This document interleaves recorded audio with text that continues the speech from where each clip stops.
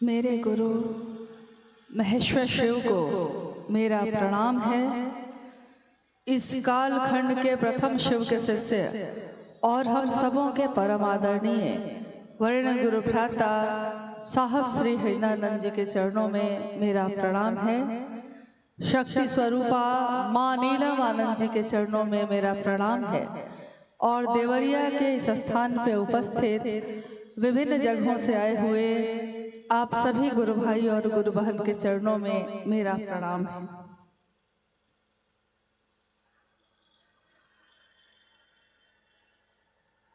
हम सबका सौभाग्य है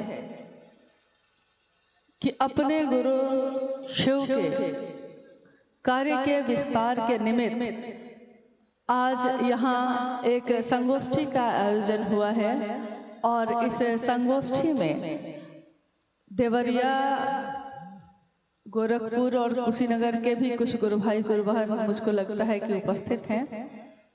और संगोष्ठी यानी कि इसका अर्थ पहले समझ लीजिए कि संगोष्ठी का अर्थ होता है जो शिव के शिष्य हैं लेकिन गुरु का काम आगे कैसे बढ़े इसके लिए संग बैठकर एक साथ बैठकर एक जगह पे संग बैठकर गोष्ठी करना यानी बात करना।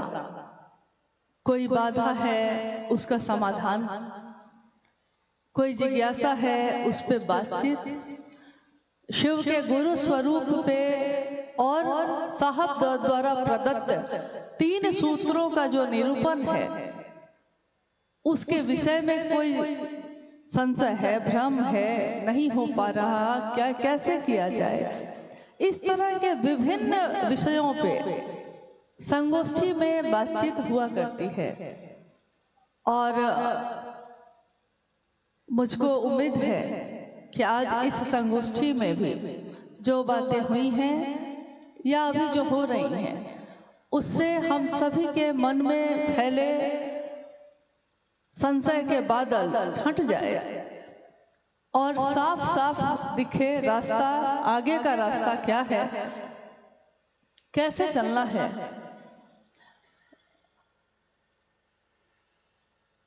जिस शिव को हमने और आपने गुरु माना है, अभी आपने सुना भैया अनुज जी से, अर्चितानंद जी से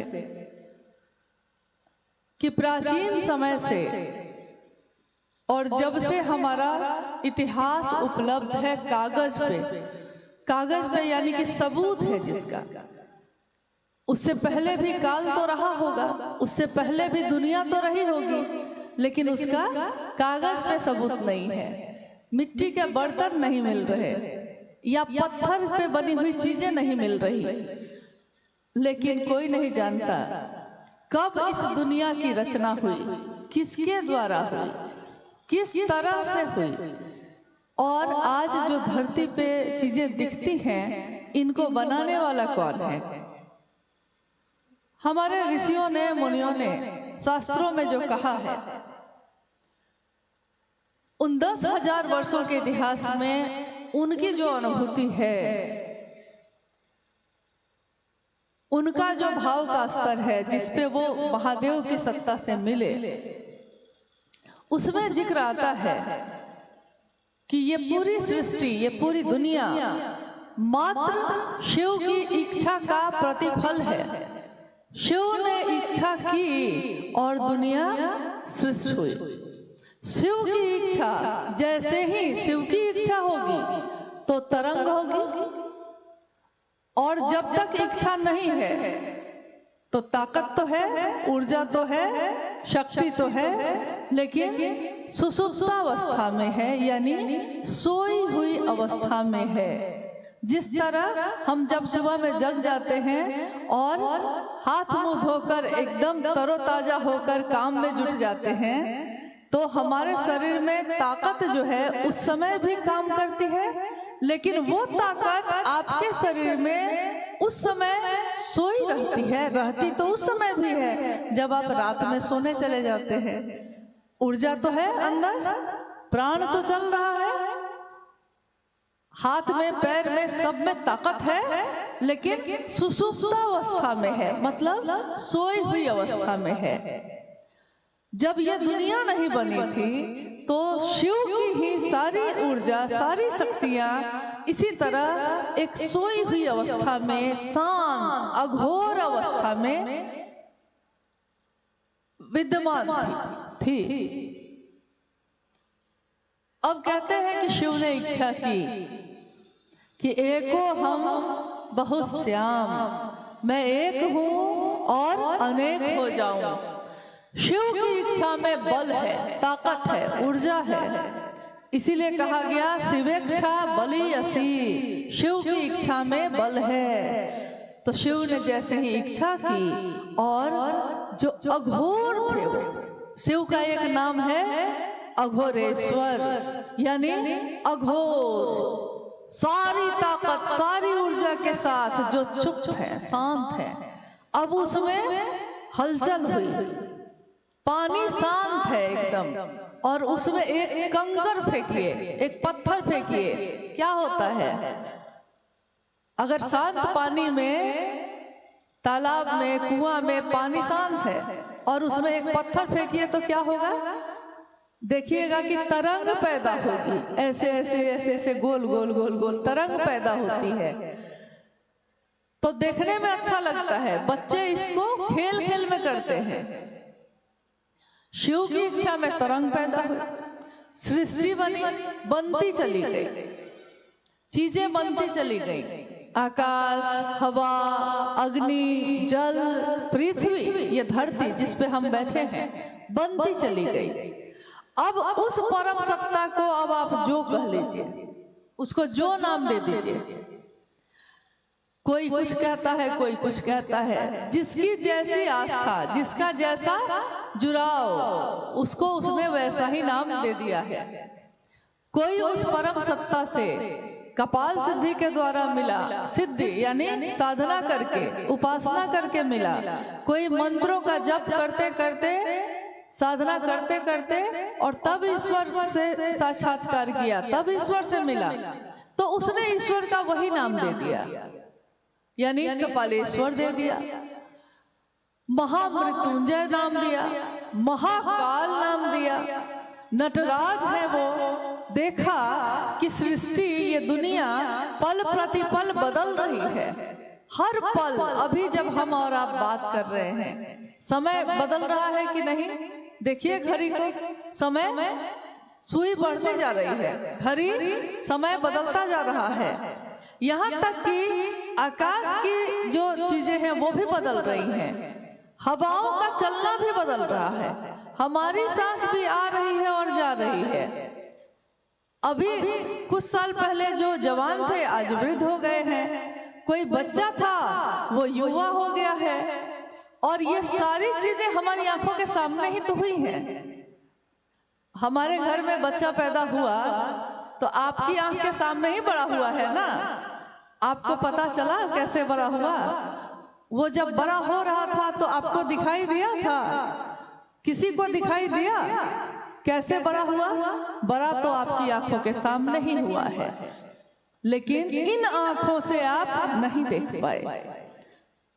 इस पार्क में पेड़ पौधे लगे हुए हैं, जब किसी ने लगाए होंगे तो छोटा सा पौधा होगा, बिया होगा, उस बिये से बड़े बड़े पौधे बन गए, बरगद का पेड़ बन गया। आपकी आंखों के सामने, हमारी आंखों के सामने बड़ा हुआ है, हमारे आंगन में लगा था और बड़ा हो गया। आज उसकी छाया में बैठे हुए हैं, लेकिन हमारी आंखों के सामने जो पौधा बड़ा हुआ, इतना विशाल हुआ, हमारी इन आंखों से हम नहीं देख सके उसको।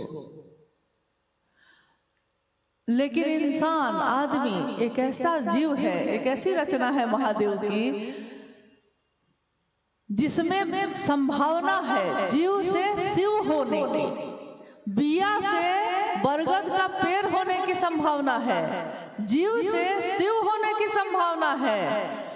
हमारी आपकी आंखों के सामने ही होगा, ये हो रहा है, लेकिन हम इन आंखों से देख पाते हैं? हमारी आंखों के सामने ही शिव की ऊर्जा का संचरण एक मानव तन में हुआ, जिनको हम कहते हैं साहब हरिंद्रानंद जी। शिव की ऊर्जा, महादेव की ऊर्जा उनके शरीर में उतरी, उनकी सांसों पे उतरी, और एक दुबले पतले साधारण दिखने वाले व्यक्ति, एक बिहार प्रशासनिक पद पे पदाधिकारी रहने वाले व्यक्ति, लेकिन उनका एक रूप शिव का शिष्य हरिंद्रानंद जी का रूप, वो भी एक इंसान शरीर में ही है ना, शरीर में सामने दिखे हैं लोगों के। शिव की ऊर्जा कण कण में है, कहाँ नहीं है, लेकिन इन आंखों से हम देख पाए हैं। आज तक हमने इन आंखों से देखा है, हम महसूस करते हैं। हवा चलती है, सांस चलती है मेरी आपकी, हमको समझ में आता है, हमको एहसास होता है कि सांस चल रही है, तो मेरे प्राण चल रहे हैं, लेकिन जिसके कारण प्राण चल रहे हैं वो भी दिखाई नहीं देता। यानी वो सारी चीजें जो जीवन चलाती हैं, जिसके कारण जीवन है, चल रहा है, पैदा हो रहा है, रहता है, और जिसका लय हो जाता है, वो सब किसी और के नियंत्रण में है, कहीं और से चलता है, और वो दिखाई नहीं देता। तो उस परम सत्ता का, उस महादेव का कोई आकार हम और आप नहीं बना सकते, लेकिन हमारे मन की कल्पना कुछ बनाना चाहती है, कुछ दिखना चाहती है, तो हमने तस्वीरें बनाई महादेव की। तस्वीर में हमने जैसा महादेव को महसूस किया, वो सारी चीजें उसमें है। तस्वीरें भी हमको सिखाती हैं, किसी के द्वारा गाया हुआ गीत भी कुछ सिखा देता है, किसी की शिव चर्चा भी हमको शिव की तरफ उन्मुख कर देती है, अगर आप उसको ग्रहण करना चाहिएगा तब। तस्वीर भी सिखाती है, ऐसा नहीं है कि निराकार में तो आपका मन है, लेकिन उससे भी सीख रहे हैं, लेकिन जो साकार है उससे भी सीख रहे हैं। शिव का जो चित्र है, जो तस्वीर है, उसमें दिखता है, तस्वीर जो बनी है उसमें दिखता है कि महादेव परम शांत अवस्था में बैठे हैं, और व्याघ्र का चर्म है लपटा हुआ, चिता का भस्म है लगाया हुआ, दिगंबर कहा गया उनको, यानी जिसके वस्त्र कपड़े नहीं हैं, जिसके वस्त्र दिशाएं हैं, चारों दिशाएं जिसका वस्त्र है, जिसका कपड़ा, ये दिशाएं हैं। कहते हैं कि शिव के अगर प्राण की बात कहें, है तो नहीं, हम तो महसूस नहीं कर सकते, उसके तत्व को हम नहीं जान सकते, कि उनके सांसों में पवन 49 है प्यारे, इतने पवन है कि जिसकी गिनती नहीं कर सकती। इतने गुण हैं कि गुण अशेष गुणम कहा गया उनको, यानी इतने गुण हैं कि खत्म ही नहीं होते, और गुणहीनम भी कहा गया, यानी कोई गुण नहीं है महादेव में, ये भी अवस्था में है, और अशेष गुण की अवस्था में भी है। तो परम सत्ता, अब आप उसको महादेव कहिए, शंकर कहिए, शिव कहिए, नटराज कहिए, किसी ने खुदा कहा है, किसी ने भगवान कहा है, किसी ने रब कहा है, जिसने जैसा जाना वैसा ही कहा है, जिसकी जैसी चाहत थी वैसा ही पहचाना है, लेकिन पूरा का पूरा शिव को जानना इस जगत में रहने वाले लोगों के अनुमानस की सीमा से बाहर की बात है। एक सीमा तक हमारी ये आंख देख सकती है, लेकिन इस दीवार के उधर क्या है आप नहीं देख सकते। एक सीमा तक हम हाथ से छूकर, स्पर्श करके किसी चीज को महसूस कर सकते हैं, लेकिन बिना स्पर्श किए हर चीज को महसूस नहीं कर सकते। कुछ दूरी तक की आवाज हमारे ये कान सुन सकते हैं, लेकिन अगर बहुत दूरी बढ़ गई है तो इन कानों में वो आवाज सुनाई नहीं देगी।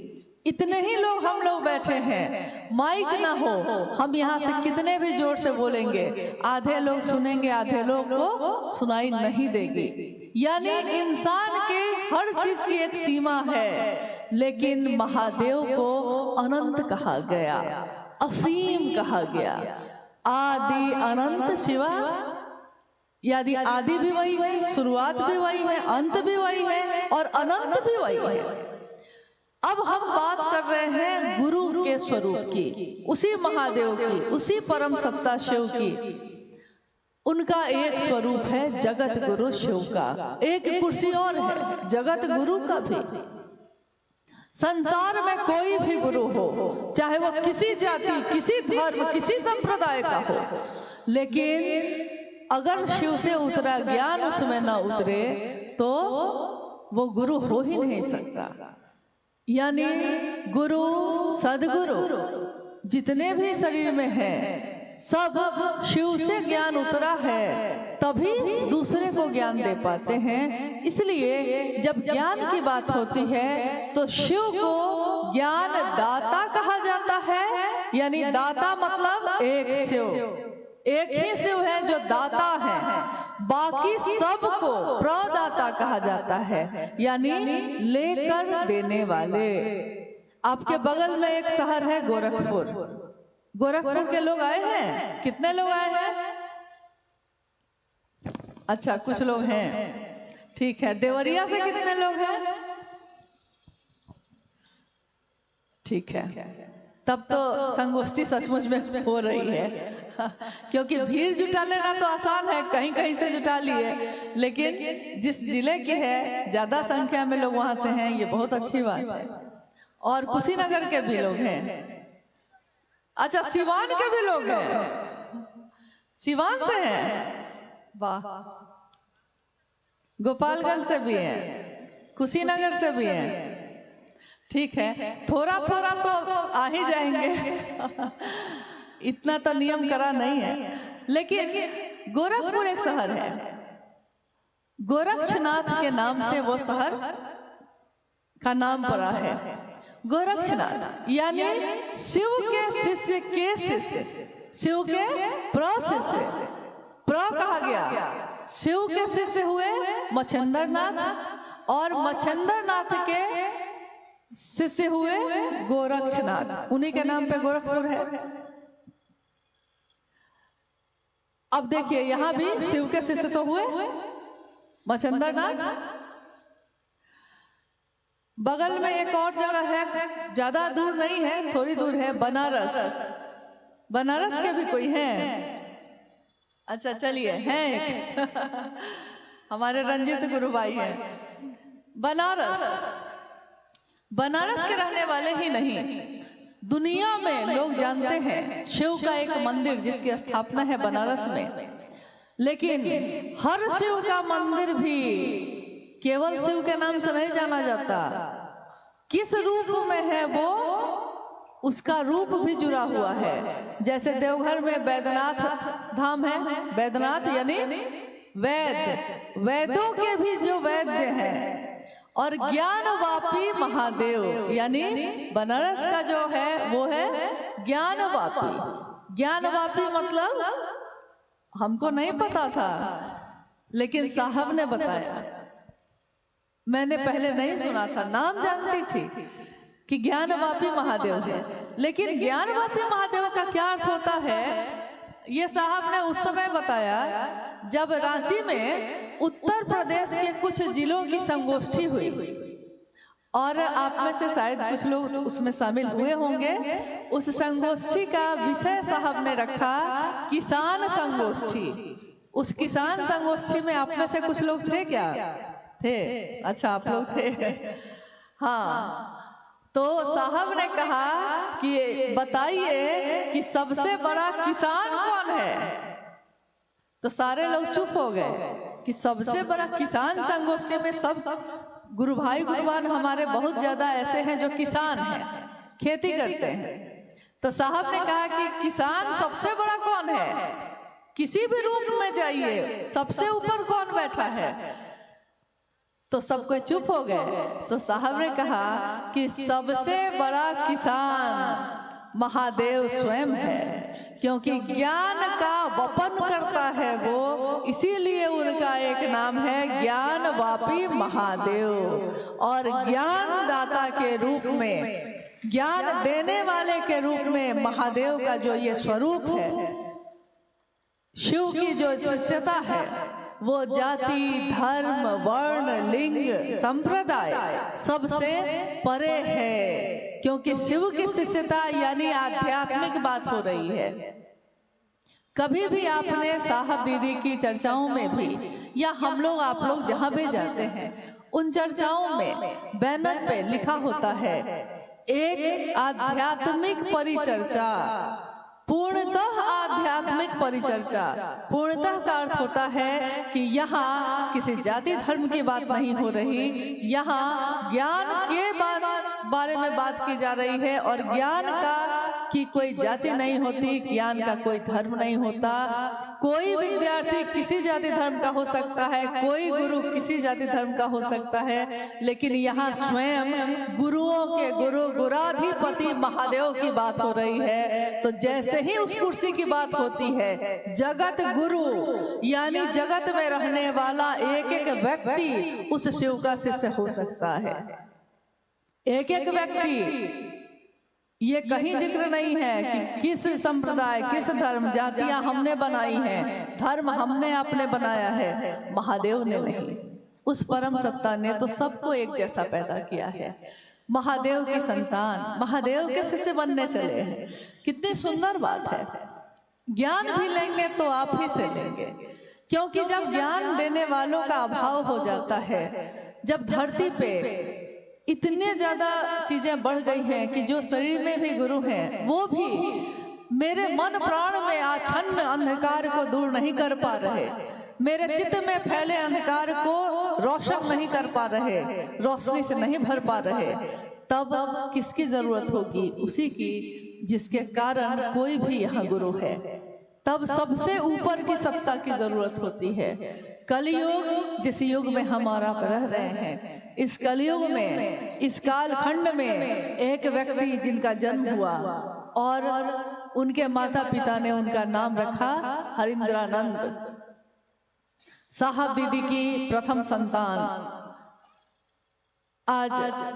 आज आपके बीच उपलब्ध है, उपस्थित हैं। इन्होंने बचपन से अपने माता पिता के जीवन को देखा होगा। बहुत सी ऐसी चीजें देखी होंगी जो मैंने आपने नहीं देखी हैं। जो नजदीक होते हैं वो उतार और चढ़ाव दोनों देखते हैं।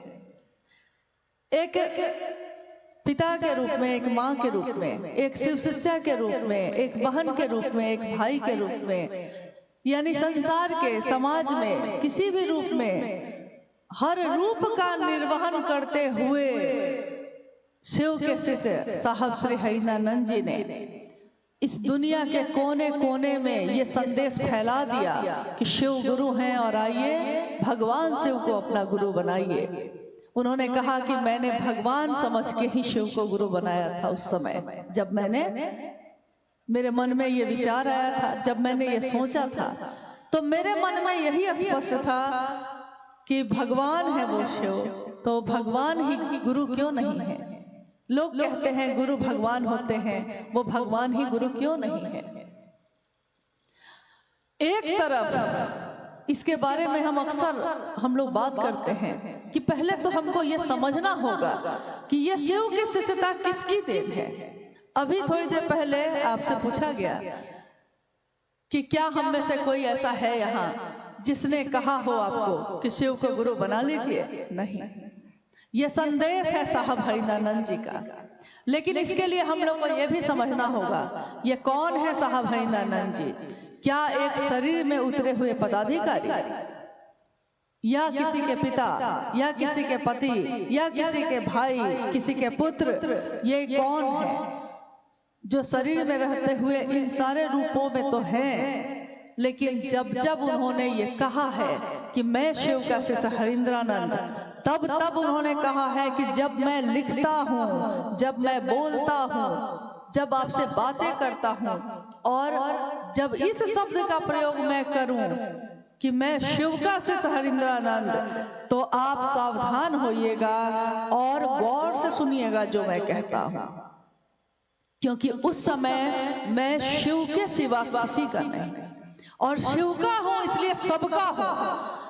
इसलिए उन्होंने बार बार ये कहा है, हर व्यक्ति मेरे कलेजे का टुकड़ा है, क्योंकि उनके लिए ये पूरी दुनिया ही उनका परिवार है। जगत में इंसान बन के आए हैं, शरीर में है तो लौकिक परिवार भी है, लेकिन जब पारलौकिक बात हो रही है शिव की शिष्यता की, तो जिसने भी विचारों में भी शिव को अपना गुरु माना है वो साहब हरिंद्रानंद जी के परिवार का सदस्य है। यानी शिव शिष्यों का परिवार, इस परिवार के एक एक फूल की रक्षा स्वयं मां नीलमानंद जी ने की है। हम उनकी पीड़ा को नहीं जान सकते, हम उनके दर्द को नहीं जान सकते, लेकिन अगर उनको अपना मानेंगे तो महसूस कर सकते हैं। कम से कम हम अपने बेटे का हाथ जल जाए तो जलन तो उसी को बर्दाश्त करना पड़ेगा, लेकिन माँ है हम तो उसके साथ साथ हम भी तड़पते हैं। जितनी देर वो रोता है मेरी आंखों से भी आंसू निकलते हैं, क्योंकि मेरा है वो, अपना है वो, तो जला तो वो है, आंसू मेरे निकलते हैं। तो जिस दिन भी हमारा मन ये समझ जाएगा कि साहब और दीदी से ज्यादा हमारा शुभ सोचने वाला कोई नहीं है, उस दिन उनकी हर पीड़ा, हर बात हमारे लिए उतनी ही अपनी होगी। हर बात पे हमारे कदम बढ़ेंगे, हर बात पे हमारी आंखों से आंसू भी निकलेंगे, और हर बात पे हमारे होठ मुस्कुराएंगे भी। महादेव के शिष्य होकर भी अगर आनंद में न डूबे तो महादेव के शिष्य होने का क्या फायदा है। रही बात जगत की, अब जगत में है हम और आप, इस देश में है, इस काल में है, तो जब देश में होंगे, काल में होंगे, शरीर में होंगे, तो कुछ न कुछ गंदगियां तो शामिल होंगी ही होंगी। कहीं पे होता है कि नाच गाना हो रहा है, कहीं पे होता है कि पैसे लेके व्यापार हो रहा है। आज देखिए, आज जब शरीर में साहब नहीं है, मां नीलमानंद नहीं है, तो कहीं कहीं पे तो होता है कि हम उनके ये हैं तो हम उनके वो हैं, पता नहीं क्या क्या होता है। यानी कुछ ना कुछ गंदगियां तो शामिल होंगी ही होंगी। माँ गंगा जब बहती है, धरती पे उतरती है, तो कितनी पावन, कितनी स्वच्छ है, उसमें पत्थर का छोटा से छोटा टुकड़ा भी दिखता है। लेकिन जब जगत में वो बढ़ती चली जाती हैं, यानी उनका दायरा, उनका पाठ विस्तार पाता जाता है और पानी बढ़ता ही चला जाता है, तो आपने देखा होगा कि रास्ते की गंदगियां भी उसमें शामिल होती हैं, लेकिन पावन पावन ही रहता है। कितनी भी गंदगियां शामिल होंगी, कितने भी लोगों की कुचेष्टा होगी, लेकिन इस पावन को अपवित्र नहीं किया जा सकता। पवित्र को अपवित्र कर सकते हैं, पावन को अपवित्र नहीं कर सकते। शिव की शिष्यता की मूल धारा पावन है और साहब दीदी के दिल से निकली है। तो दिल से निकली है, तो जब निकली थी प्रारंभिक समय में स्वच्छ सुंदर, हर आदमी उसमें अपना अक्स देखता था। जैसे जैसे जगत में विस्तार हुआ है, स्वाभाविक है कि कुछ गंदगियां आएंगी। गंदगियों को आने से आप रोक नहीं सकते, लेकिन सफाई तो कर सकते हैं, लोगों को जागरूक तो बना सकते हैं कि मत फेंकिए भाई गंदगी, उसका कुछ नहीं नष्ट होगा, पावन का कुछ नष्ट नहीं होता। कितनी भी गंदगी डालिए, फिर पानी का टेस्ट होता है तो कहते हैं कि गंगा का पानी तो उतना ही पावन आज भी है। कितनी चीजें फेंकी गई, कहाँ पवित्र हुआ। यानी शिव शिष्यता पावन ही रहेगी, लेकिन उसमें गंदगी मिलाने वाले लोगों का क्या होगा, ये अब स्वयं शिव गुरु हैं उनका विषय है और शिव के शिष्य साहब हरिंद्रानंद जी का विषय है, क्योंकि उन्होंने साफ कहा है। कुछ चीजें उन्होंने साफ साफ कही हैं, किसी से छिपाया नहीं, किसी से दुराव नहीं किया। उन्होंने साफ कहा, जो निश्चल मन से, निस्वार्थ भाव से महादेव की बात करेगा, शिव के लिए शिव को चाहेगा, शिव की स्थापना करेगा लोगों के दिल में, मैं उसके साथ हूँ। मां नीलमानंद जी ने कहा, तपती धूप हो तो छाया बनके मैं आंचल देने का काम करूंगी, आपके पथ पे बिखरे कांटों को मैं चुन लूंगी। ये मां नीलमानंद जी के शब्द हैं, लेकिन इस शब्द के साथ उन्होंने एक वाक्य और जोड़ा। उन्होंने कहा कि बशर्ते, शर्त ये है कि गुरु कार्य में बेईमानी नहीं, गुरु कार्य में बेईमानी नहीं। साहब ने कहा कि अरे दुनिया में तो जगत बेच के जगत खरीदते ही हैं, आप बेचिए और खरीदिए ना, किसने मना किया है? आपको नाचने का मन है, अरे अपने अपने घर में नाचिए ना, जितना मन है नाचिए, लेकिन शिव चर्चा में मत करिए इस काम को। कुछ समय पहले रोहतास में एक जगह पे क्या हुआ, लाख मना किया गया, लाख मना किया गया, लेकिन कुछ गुरु बहने तो हम नहीं कहेंगे, इसलिए महिलाएं कहेंगे, क्योंकि जो गुरु भाई होगा, जो गुरु बहन होगा, यानी वो सिर्फ साहब के आदेश पे ही चलेगा, वो फिर दूसरे की बात पर नहीं आ सकता। गुरु भाई गुरु बहन बना ही इसलिए है कि उसने साहब के संदेश को स्वीकार किया है, तो जो साहब के साथ है वो तो कभी उनसे विपरीत काम नहीं कर सकता, लेकिन जो नहीं करता तो वो गुरु भाई गुरु बहन तो हो भी नहीं सकता। नहीं माने वो लोग करते रहे, नृत्य करते रहे और एक दिन क्या हुआ कि जिस छत पे लगातार चल रहा था ये, वो पूरी छत ही गिर गई। ये कहिए कि किसी के प्राण नहीं गए, लेकिन शरीर का तो अंग अंग घायल हो गया। महादेव तो बहुत बर्दाश्त करते हैं, महादेव तो बहुत क्षमा करते हैं। क्षमा क्षमा तो शब्द ही, करुणा दया शब्द तो महादेव करते ही हैं, करते हैं, लेकिन शिव का शिष्य होकर, शिव शिष्यता का नकाब चढ़ाकर अगर हम में से किसी ने भी इसके विपरीत काम किया है तो ये एक ऐसा ही अपराध है जिसकी क्षमा शंभु यानी शिव के पास भी नहीं है। क्षमा जिसे कर सके न तुम भी, हो गई कोई ऐसी भूल तो मेरा अनुरोध है, करबद्ध हाथ जोड़कर अनुरोध है कि साहब और दीदी के इस रास्ते पे जब चले हैं, ये बहुत सुंदर रास्ता है, इसमें कोई कर्मकांड नहीं है, इसमें अमीर गरीब का भेद नहीं, इसमें भाई और बहन है, हम लोग सब शिव के शिष्य हैं और गुरु हैं शिव। इससे सुंदर बात और क्या होगी। और इस रास्ते पे हम सब चल रहे हैं, हम सब के दिल में एक ही संकल्प है, शिव मेरे गुरु हैं और दुनिया के हो जाएं। और इस संकल्प की पूर्ति के लिए किसी को चाय पिलाना पड़ेगा, किसी के पांव दबाने पड़ेंगे, कहीं झुकना पड़ेगा, कहीं मुस्कुरा के जहर पीना पड़ेगा, तो पीना पड़ेगा तो शिव के शिष्य हैं हम, आप पिएंगे। जब मेरे गुरु ने पिया है तो क्या शिव के शिष्य ना पिएंगे? लेकिन अगर अपनी अपनी बात लेकर खड़े हो जाएंगे तब महादेव का काम तो नहीं हो सकेगा। अपनी अपनी बात यानी मुझको ये कह दिया तो अब हम उसके यहाँ नहीं जाएंगे, मेरे बारे में ऐसी बात कर दी तो हम अब उससे बात नहीं करेंगे, ये उस जिला का है तो इस जिला में नहीं आएगा, ये इस जिला का है तो उस जिला में नहीं जाएगा। अरे साहब का तो पूरी दुनिया ही है, कोई किसी जिला में जा सकता है महादेव का काम बढ़ाने के लिए। महादेव के काम के लिए तो दुनिया के कोने कोने में लोग जा रहे हैं और जाते रहेंगे। व्यवस्था जनित बातें और होती रहती हैं, लेकिन महादेव के काम में ये बातें नहीं चलती, कोई संकीर्णता नहीं चलती, कोई भेद नहीं चलता। इसीलिए शिव चर्चाओं में, साप्ताहिक चर्चाओं में या एक दिवसीय चर्चाओं में भी साहब ने ऐसा कोई नियम नहीं लगाया जो हर व्यक्ति नहीं कर सके। न उन्होंने कहा कि तस्वीर लगाओ, ना उन्होंने कहा कि तस्वीर हटाओ, किसी ने लगा दिया है तो हटाया भी नहीं, किसी ने नहीं लगाया है तो लगवाया भी नहीं। यानी गरीब से गरीब आदमी भी, फुटपाथ पे सोने वाला गुरु भाई गुरु बहन भी शिव चर्चा का आयोजन कर सकता है, ऐसी व्यवस्था साहब ने दी है। कहीं भी चटाई बिछा के, बोरा बिछा के, घास के मैदान में, नदी के किनारे बैठ के भी शिव की चर्चा की जा सकती है। ऐसा सरल, ऐसी सुंदर विधा उन्होंने दी है जिसमें कोई कर्मकांड नहीं है, लेकिन भाव ही भाव है। महादेव के पास जल भी चढ़ा दें, पूजा भी कर लें और बेलपत्र फूल भी चढ़ा दें, प्रसाद भी चढ़ा दें और भाव न चढ़ाएं तो महादेव तो ग्रहण भाव करते हैं, बाकी चीजों का उनको क्या प्रयोजन।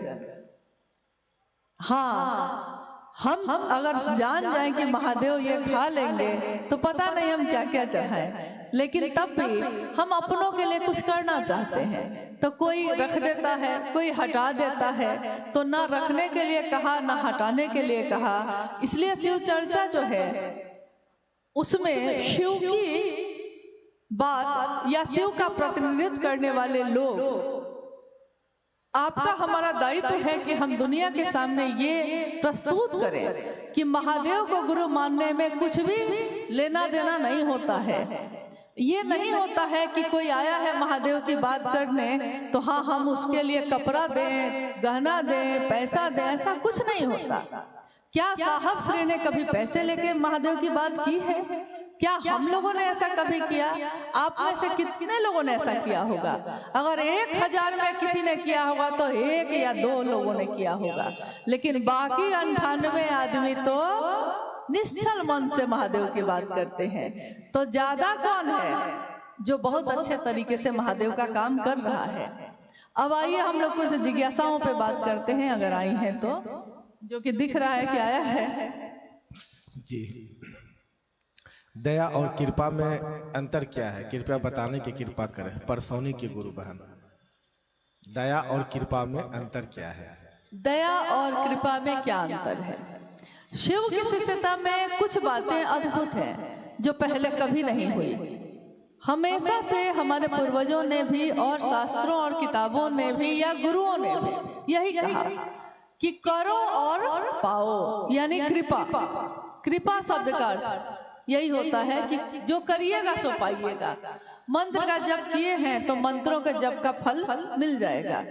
उपवास किए हैं तो फल मिल जाएगा, कृपा मिल जाएगी। कृपा यानी जितना भर कीजिएगा उतना भर मिलेगा। इतने दूर खेत कोरा है तो इतने दूर की मजदूरी मिल जाएगी, कृपा। लेकिन जैसे ही हम कहते हैं दया, दया का अर्थ होता है शिव की करुणा कण कण में है। सृष्टि के हर कण में उनकी करुणा निश्रित हो रही है। सृष्टि की इच्छा के साथ साथ उनका करुणा का भाव भी है, लेकिन उसी करुणा का एक भाग कह सकते हैं आप दया है।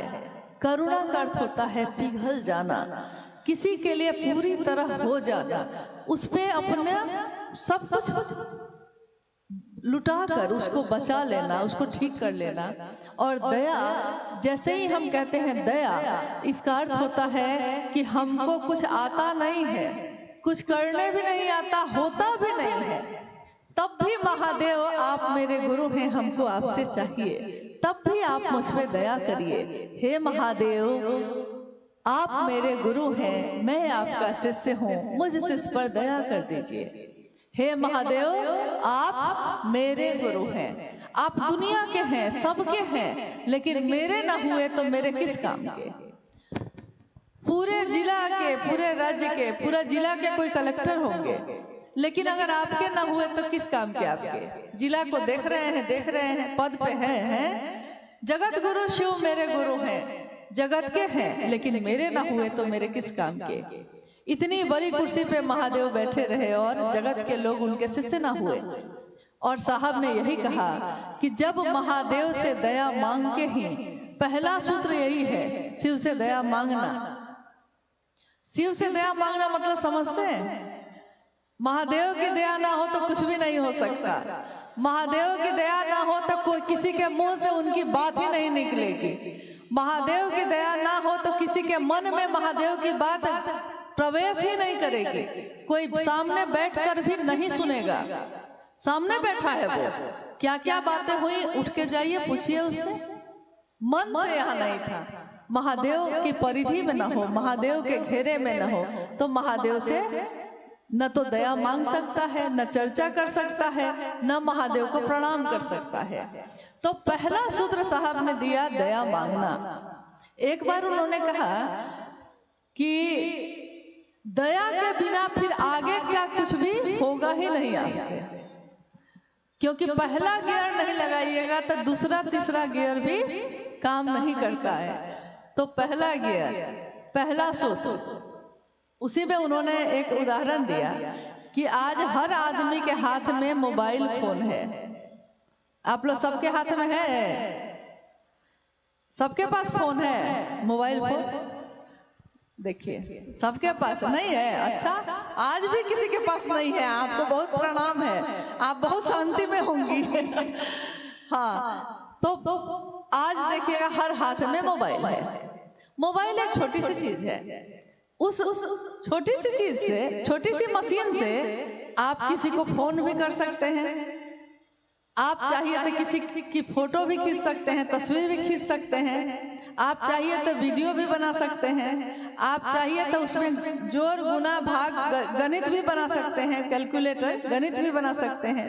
आप चाहिए तो उसमें कैलेंडर भी है, कैलेंडर भी देख सकते हैं। यानी बहुत सारी चीजें जो अलग अलग हम लोग रखते थे, उस सब उसी में है। नहीं, अलग अलग चीज नहीं होकर सब कुछ उसी में है। लेकिन किसी ने उस मोबाइल में पासवर्ड लगा दिया है और आपके हाथ में दे दिया है फोन। पासवर्ड लगा हुआ है, आपको नहीं मालूम है पासवर्ड क्या है। मोबाइल हाथ में है, लेकिन उस पे कुछ भी कर सकिएगा, खुलेगा ही नहीं। जब खुलेगा ही नहीं तो बाकी काम कुछ भी नहीं हो सकेगा। तो साहब ने एक दिन पूछा कि बताओ कि शिव शिष्यता का पासवर्ड क्या है। शिव शिष्यता में आगे बढ़ सकिएगा, इसके लिए पासवर्ड क्या है। यानी एक ऐसी चीज क्या है जिससे सारे रास्ते खुलते चले जाते हैं, तब जो चाहिए सो कर सकते हैं। क्या है वो? महादेव की दया। महादेव से दया मांगना ही समझिए कि आगे बढ़ने के सारे रास्ते खुल जाते हैं। झुका है आपका सर और महादेव ने गले से लगा लिया है। लेकिन अहंकार के साथ जब तक खड़े रहेंगे तब तक तो बड़ा मुश्किल है। हालांकि गुरु के स्वरूप के कारण महादेव उसको भी शिष्य बनाते हैं जो उन पे विश्वास नहीं करता। वो चाहे प्रेम करे चाहे गाली दे, लेकिन अगर महादेव के क्लास में आ गया है, महादेव का शिष्य बन गया है, विचार में बोली में भी अगर उसने कहा है कि महादेव मेरे गुरु हैं, तो महादेव का शिष्य वो है। महादेव उसमें अपना ज्ञान उतार ही देंगे, उसका उन्नयन कर ही देंगे। तो कृपा और दया में यही अंतर है कि कृपा में तो जितना करिएगा उतना पाइएगा, दया अहेतुकी है तथापि, इसलिए दया का कहना बड़ा मुश्किल है। उसमें किम न सिद्धते भूतले, इस भूतल पे क्या ऐसा है जो महादेव चाहेंगे और न होगा, और जो महादेव से जुड़ा है वो चाहेगा तो न होगा। क्योंकि चाहत में बल है, जुड़ाव में बल है, हम में आप में नहीं है, उनमें तो बहुत है ना। दीदी नीलम कहा करती थी कि सिद्धियां संकल्प से सायास पाई जाती है। जो वस्तु अनायास मिल जाए वह सिद्धि नहीं होती। मैरवा से विमल गुरु बहन, कृपया इसको समझाने का प्रयास। हाँ, ये अनमिल अक्षर में भी इसका जिक्र है। बड़ी सिद्धियां सायास पाई जाती हैं। यानी आपने सुना होगा कि कोई कोई कहते हैं कि बहुत सिद्ध बाबा आए हैं हिमालय में 10,000 साल से, मतलब कहने में लोग कहते हैं 10,000 साल से हिमालय में तपस्या कर रहे थे, सिद्धि प्राप्त करके आए हैं। या कोई तपस्या कर रहा है, कोई जमीन के अंदर बैठ के तपस्या कर रहा है, कोई हवा में उड़ रहा है, कोई पानी पे चल रहा है। सिद्धियां हैं ये सब। सिद्धि प्राप्त करने के लिए उसने काफी परिश्रम किया है, काफी तपस्या, मंत्रों का जप, यानी श्रम युक्त भक्ति, श्रम के साथ, ताकत के साथ अपनी भक्ति लगाई है, तो सिद्धियां पाई हैं। लेकिन बड़ी सिद्धियां अनायास मिलती हैं। अब देखिए कि जब तक साहब हरिनानंद जी शमशान साधना करते रहे, कब्रिस्तान साधना करते रहे, मंत्रों का जप करते रहे, तो छोटी छोटी सिद्धियां तो प्राप्त है ही, जो चाह रहे थे हो रहा था। लेकिन जिस दिन उन्होंने महादेव को अपना गुरु बनाया, यानी ये क्षण जो था वो अनायास हुआ, अपने आप हुआ। इसके लिए उन्होंने कोई तपस्या नहीं की थी, इसके लिए उन्होंने कोई मंत्रों का जप नहीं किया था, किताबों का अध्ययन नहीं किया था। उनके मन ने बस सोचा था गुरु भगवान होते हैं, भगवान गुरु क्यों नहीं है। लोग कहते हैं गुरु र ब्रह्मा गुरु र विष्णु गुरु र देवो महेश्वर गुरु साक्षात पर ब्रह्म तस्मै श्री गुरुवे नमः। जब गुरु में ब्रह्मानी शक्ति होती है, वैष्णवी शक्ति होती है, रुद्रानी शक्ति होती है, तो वो गुरु भगवान होते हैं। वो भगवान गुरु क्यों नहीं है? यही सोचा था साहब ने, अनायास अपने आप। उसके बाद की घटनाओं को देखिए। सन 1974 में साहब ने शिव को अपना गुरु बनाया। अगले साल सन 1975 में मुजफ्फरपुर जिला के तुर्की नामक स्थान पे जब वो अहाते में बैठे थे, और आपने इसके बारे में पढ़ा होगा, सुना भी होगा कि सांसों पे सांस आ रही है, सांस जा रही है, और सांसों पे हवा के झोंके के साथ साथ नमः चढ़ा है और सिवाय उतर गया। हवा चल रही है, अभी भी चल रही है। यहाँ कितने लोग बैठे हैं, लेकिन जिसके लिए जो चीज आई है वो उसी के सांसों में प्रवेश करती है। तो आज तक शिव का प्राण मंत्र है नमः शिवाय। आज तक किसी इंसान के शरीर में सांसों के माध्यम से वो नहीं उतरा, लेकिन उस दिन ऐसा हुआ और उनकी सांसों ने सुना। साहब कहते हैं कि कान सुनते हैं, लेकिन मेरी सांसों ने सुना कि नमः आया है और सिवाय उतर गया है। यानी विधि के साथ ये मंत्र का जप करना है। विधि क्या होगी? सांसों पे होगी। यानी शिव के शिष्यों के लिए सबसे सुंदर विधि है मंत्र जप का, प्रणाम करने का सांसों पे, अजपा जप। तो ये सिद्धि नहीं है, सिद्धि के लिए प्रयास करने पड़ते हैं, और बड़ी चीजें, बड़ी बातें अपने आप मिल जाती हैं। इसके लिए कुछ किया ना, कोई क्रिया न साधना। अयोग्य हूँ, अभिज्ञ हूँ, मतलब अयोग्य हूँ, कुछ नहीं जानता। अभिज्ञ हूँ यानी इस बात को समझ नहीं पाता, तब भी महादेव ने चुना और सांसों पे नमः शिवाय का प्रवेश हुआ। बाद में उनके जीवन में काफी घटनाएं हुई। उन सारी घटनाओं ने उनको समझाया सचमुच में कि शिव की दया ना हो तो कुछ भी नहीं हो सकता। इसलिए पहला सूत्र उन्होंने सबसे पहले दया का ही लिखा, दूसरा सूत्र आकाशवाणी हुई उसको बनाया, तीसरा सूत्र नमः शिवाय मंत्र को से प्रणाम करने को बनाया, लेकिन पहला सूत्र दया मांगना ही बनाया।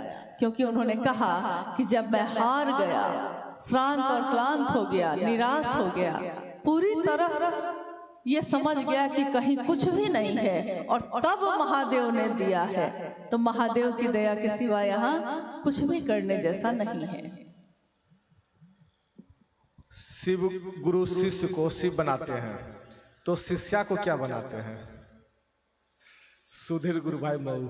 शिष्य को शिव बनाते हैं तो शिष्या को क्या बनाते हैं? जी। अरे भाई, शिष्य तो शिष्य होता है। लोग बोलचाल में बहुत बातें बोलते हैं, बोलचाल में बोल देते हैं कि जो महिला है तो शिष्या हो गई, स्त्रीलिंग हो गया, पुरुष है तो शिष्य बोल दिए। लेकिन विद्यार्थी तो विद्यार्थी होता है। हमारे बच्चे पढ़ने जाते हैं तो मास्टर साहब जब अटेंडेंस बनाते हैं कि मीना कुमारी आ गई, हाँ आ गई, तब बाद में पूछते हैं कि सारे विद्यार्थी आ गए हैं। थोड़े ही वो बोलते हैं कि सारी लड़कियां आ गई, सारे लड़के आ गए। गुरु और ज्ञान के रास्ते पे ये चीजें नहीं होती। थोड़ी देर पहले मैंने आपको बताया भी है कि जाति, धर्म, संप्रदाय, वर्ण, लिंग सबसे परे है शिव की शिष्यता। जाति यानी विभिन्न जातियों में जो हम बटे हैं, शिव की शिष्यता में इन बातों का कोई मोल नहीं, पूछेंगे ही नहीं। धर्म में हम बटे हैं, महादेव गुरु हैं, उनके सामने इन बातों का कोई अर्थ नहीं। संप्रदाय में बटे हैं, लिंग और वर्ण में, यानी कि कोई पुरुष है, कोई स्त्री है, वर्ण कोई काला है, कोई गोरा है। महादेव के सामने आपकी इस सुंदरता का कोई मोल नहीं। अगर हृदय सुंदर न हुआ तो चेहरे की सुंदरता का कोई मोल नहीं।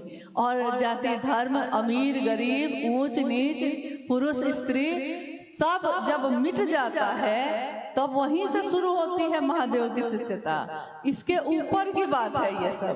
तो महादेव की चर्चा, महादेव की शिष्यता, ये आध्यात्मिक बात है और आध्यात्म में इन बातों का कोई मोल नहीं होता। किसी दीदी, रात में शिव चर्चा करना सही है या गलत है? रात में मतलब जिनकी जिज्ञासा है स्पष्ट नहीं है। रात मतलब जैसे शाम हो गया उसके बाद अंधेरा में, हाँ 6-7 बजे भी अंधेरा हो जाता है, लेकिन अगर 10 बजे 8 बजे के बाद 9-10 बजे 11 बजे अगर कर रहे हैं तो ऐसा आप ना करिए। देखिए हर जगह कुछ बात हम कहना चाहते हैं, थोड़ा सुनिएगा ध्यान से। अभी अपने मन में ये बात हटा दीजिएगा कि हम किसके क्या हैं, ये सब हटाइए। पहले इंसान है हम लोग, हम सब ने शिव को अपना गुरु बनाया है। किसके कहने से बनाया है? अभी आपने जवाब दिया था। किसके कहने से बनाया है? साहब हरिंदानंद जी शिव के शिष्य के कहने से बनाया है। तो इसमें कहना किसका चलेगा? साहब का चलेगा। बात तो उन्हीं की चलेगी ना। तो 3 सूत्रों के अलावा उन्होंने और क्या बताया? और कुछ नहीं बताया। कहा कि 3 सूत्र करना ना सहायक है, मदद करता है। मूल तो है अस्थाई होना। मेरे मन में अस्थाई शिव सेवा हो जाए, मूल यही है। लेकिन मदद करता है 3 सूत्र। अब 3 सूत्र जो है मदद के लिए, इसके अलावा साहब ने और कुछ नहीं कहा। फिर उन्होंने देखा कि भीड़ बढ़ गई। शायद आपको मालूम नहीं होगा, पहले जब शिव शिष्यता की शुरुआत हुई थी बहुत कम लोग थे। तो जब कार्यक्रम शुरू हुआ तो 2 दिवसीय होते थे।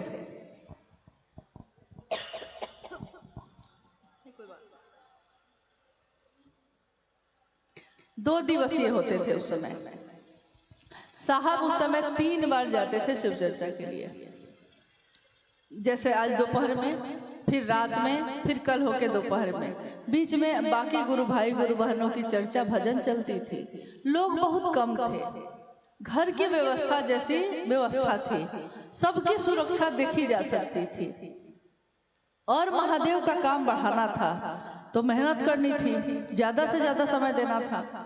लेकिन जैसे ही संख्या बढ़ने लगी तो सबसे पहले साहब ने 2 दिवसीय कार्यक्रम बंद किए और उन्होंने 1 दिवसीय कार्यक्रम शुरू किए कि नहीं, अब से कार्यक्रम 1 दिन का ही होगा। अब कोई उस समय साहब से मिला, फिर बाद में वो मिला ही नहीं उनसे कभी। उस समय मिला जब 2 दिवसीय होते थे, बाद में मिला ही नहीं। तो नहीं मिला और लोग उसको बोल रहे हैं कि 2 दिवसीय मना हो गया है, तब भी वो किया जा रहा है, इसलिए कि फिर वो मिला ही नहीं उनसे। उसको लगा कि हाँ हम कर सकते हैं। 1 दिवसीय कार्यक्रम भी जब थोड़ा लंबे होने लगे तो साहब ने देखा कि अब संख्या और ज्यादा बढ़ गई। तो मान लीजिए कि इतने लोगों का रहना, खाना, सोना, पानी, शौचालय, इन सारी चीजों की व्यवस्था करना बहुत कठिन है। हो भी जाए अगर तो फिर गुरु बहनों की संख्या ज्यादा है और गुरु भाइयों की संख्या भी है। तो सुरक्षा का मामला तो दोनों के साथ है। सुरक्षित रहें हम। देखिए अपने परिवार के लिए कोई ऐसा सोचता है, जिसको आपसे मतलब नहीं रहेगा वो रात भर आपको बैठाएगा और नचवाएगा और गवाएगा। लेकिन जिसकी आप बहन हैं, जिसके आप भाई हैं, जिसका आप परिवार है, वो आपकी सुरक्षा सोचेगा, वो आपका शुभ और भला सोचेगा। दूसरा क्यों सोचेगा? तो साहब ने सोचा। उन्होंने फिर ये निर्देश जारी किया, परिपत्र जारी किए गए थे उस समय कि कोई भी कार्यक्रम जो है दिवा काल में होंगे, यानी दिन में ही। अब सुबह से शाम तक के बीच में आपको जब सुविधा हो कर सकते हैं, लेकिन जब अंधेरा हो रहा है उससे पहले लोगों को छोड़ दीजिए ताकि लोग सुरक्षित अपने घर पहुंच जाएं। हमारी माँ है, हमारी बेटी है, हमारी बहन है, हमारा भाई है, वो सुरक्षित अपने घर चला जाए। यहाँ तक कि अगर किसी बहन का भाई भी उसके मायके जाता है और उसको लौटना है तो बहन को उससे प्यार बहुत है, वो चाहती है कि भाई और रुके, लेकिन देखती है कि रात होने वाली है और भाई को लौटना है, तो बहन जबरदस्ती उसको कहती है चले जाओ भैया, चले जाओ, समय पे घर पहुंच जाना, पहुंच के फोन करना कि सुरक्षित पहुंच गए कि नहीं, करती है कि नहीं? तो जो आपका अपना होगा वही ना सोचेगा। साहब ने कहा अब हमको साहब की बात माननी है कि नहीं माननी है? साहब ने कहा है तो मानिएगा ना। साहब ने कभी नहीं कहा कि मुट्ठा का मुट्ठा अगरबत्ती जलाना। अरे क्यों जला रहे हैं? कभी कभी आरती या ये सब करने से किसी किसी की सारी जल गई। एक बच्चे के आंख में जो आरती कर रहे थे लोग मान नहीं रहे थे, आरती किए जा रहे थे, तो आरती जब होती है तो सब कोई आरती लेना चाहता है। एक गुरुबान के गोद में उसका बच्चा था, उस बच्चे की आंख में ही जलती हुई बत्ती गिर गई। साहब को बहुत कष्ट हुआ। उस दिन उन्होंने खाना नहीं खाया 2 दिन तक। यही सोचते रहे कि मेरे कहने को भी नहीं मानते लोग। आप कहिएगा उनकी पीड़ा क्या है? जब शिव शिष्यों का परिवार उनका अपना परिवार है तो उनकी पीड़ा ये है कि उनके लोग ही अब उनकी बात नहीं सुन रहे हैं। तो आपकी पीड़ा क्या है? क्या हम और आप इस रास्ते पे चले हैं किसी और के कहने से? तो हमको बात किसकी माननी चाहिए? किसमें हमारा आपका भला है? हमको उन्हीं की बात माननी चाहिए जिनके कारण से वो मेरे गुरु हुए हैं। फिर बात बाकी काम में आप अपनी मर्जी चलाइए, आपकी जो मर्जी हो करिए। नहीं, इसलिए रात्रिकालीन चर्चाएं आप मत करिए। गोधूली बेला तक चल सकता है, लेकिन सुरक्षित लोग अपने घर लौट जाए, शाम होते होते लौट जाए। जिज्ञासा है दीदी, अभी 5 जिज्ञासा इसमें साहब की से संबंधित है, वो विसर्जन को लेकर इसमें लिखे हैं।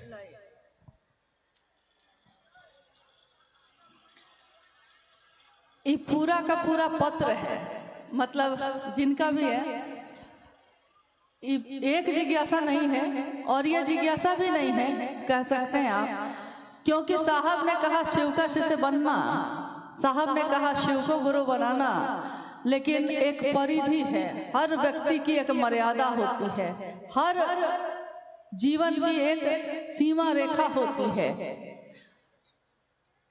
हर व्यक्ति का एक लौकिक परिवार भी है। महादेव की बात करते हैं हम, शिव शिष्य की दुनिया में हम सब एक परिवार है, लेकिन एक लौकिक परिवार भी आपका है, आपका भी है, साहब का भी रहा है। आपके परिवार में आपके पति, आपके भाई बहन, आपके माता पिता, बच्चे सब रहते हैं और कुछ परंपराओं का पालन आप करते हैं, क्योंकि समाज में रह के ही महादेव की बात की जा सकती है। साहब हरिनानंद जी ने कभी भी सामाजिक मान्यताओं को या परंपराओं को तोड़ने के लिए नहीं कहा। उन्होंने तो कहा कि महादेव को अपना गुरु बनाना और हर चीज में महादेव को शामिल करना। यहाँ तक कि पूजा पाठ भी जो लोग कर रहे थे, उन्होंने कहा गुरु पूजा पाठ कैसे हो बताते हैं ना, तो उन्होंने कहा कि नमः शिवाय से करो ना भाई, जल ही चढ़ाना चाहते हो, अरे भाव ना चढ़ेगा, नमः शिवाय से चढ़ाओ ना। ये नहीं कहा कि जल नहीं चढ़ाना है, ये कहा कि नमः शिवाय से चढ़ाओ, तो उन्होंने मना नहीं किया कुछ भी। अब जिसने भी ये लिखा है गुरु भाई, उन्होंने लिखा है कि संपूर्ण शिष्य संपूर्ण गुरु होते हैं, साहब स्वयं शिव हैं, शिव के प्रिय जगह शमशान है, तो उनकी अस्थियां क्यों गंगा नदी में प्रवाहित किया गया? क्या उचित है, क्या अनुचित है, बताएं। तो पहली बात तो यह है कि ये उनकी सीमा का प्रश्न ही नहीं है, लेकिन तब भी संपूर्ण शिष्य संपूर्ण गुरु होता है, सच है, सही है। कोई गुरु अपने शिष्य को अपने जैसा बनाता है, शिव भी अपने गुरु हैं तो अपने शिष्य को अपने जैसा बनाएंगे। इस कालखंड में शिव के शिष्य हरिनानंद जी ने अपने आचरण से ये प्रस्तुत किया कि शिव का शिष्य कैसा होता है। आचरण से यानी अपने जीवन से न्यूनतम व्यवस्था में भी सुखी रहा जा सकता है। शिव सबको देने वाले हैं, जो प्रेम करता है वो देता है, लेता नहीं।